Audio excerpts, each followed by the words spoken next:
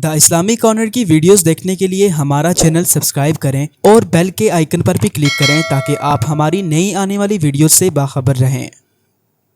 हज़रत इमाम अबू हनीफ़ा रहमतुल्लाह अलैह एक रोज़ ज़ोहर की नमाज के बाद घर तशरीफ़ ले गए।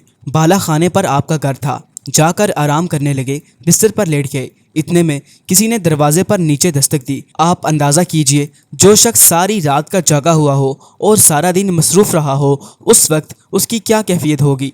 ऐसे वक्त में कोई आ जाए तो इंसान को कितना नागवार होता है कि ये शख्स बेवक्त आ गया। लेकिन इमाम साहिब उठे, जीने से नीचे उतरे, दरवाज़ा खोला तो देखा कि एक साहिब खड़े हैं। इमाम साहिब ने उससे पूछा कि कैसे आना हुआ। उसने कहा कि एक मसला मालूम करना है। देखिए, अव्वल तो इमाम साहिब जब मसाइल बताने के लिए बैठे थे वहाँ आकर तो मसला पूछा नहीं, अब बेवक्त परेशान करने के लिए यहाँ आ गए। लेकिन इमाम साहिब ने उसको कुछ नहीं कहा, बल्कि फरमाया कि अच्छा भाई, क्या मसला मालूम करना है। उसने कहा कि मैं क्या बताऊं, जब मैं आ रहा था तो मुझे याद था कि क्या मसला मालूम करना है, लेकिन अब मैं भूल गया हूं, याद नहीं रहा कि क्या मसला पूछना था। इमाम साहिब ने फरमाया कि अच्छा, जब याद आ जाए तो फिर पूछ लेना।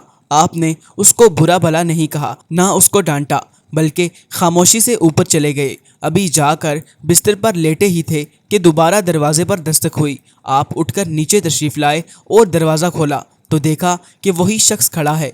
आपने पूछा क्या बात है। उसने कहा कि हज़रत, वो मसला मुझे याद आ गया है।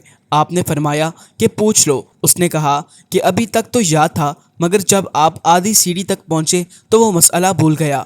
अब अगर एक आम आदमी होता तो इस वक्त तक उसके अश्ताल का क्या आलम होता, मगर इमाम साहिब अपने नफ्स को मिटा चुके थे। इमाम साहिब ने फरमाया अच्छा भाई, जब याद आ जाए तो पूछ लेना। ये कहकर आप वापस चले गए और जाकर बिस्तर पर लेट गए। अभी लेटे ही थे कि दोबारा फिर दरवाजे पर दस्तक हुई। आप फिर नीचे तशरीफ़ लाए, दरवाज़ा खोला तो देखा कि वही शख्स खड़ा है। उसने कहा कि हज़रत, वो मसला याद आ गया। इमाम साहिब ने पूछा कि क्या मसला है। उसने कहा कि ये मसला मालूम करना है कि इंसान की नजासत का जायका कड़वा होता है या मीठा।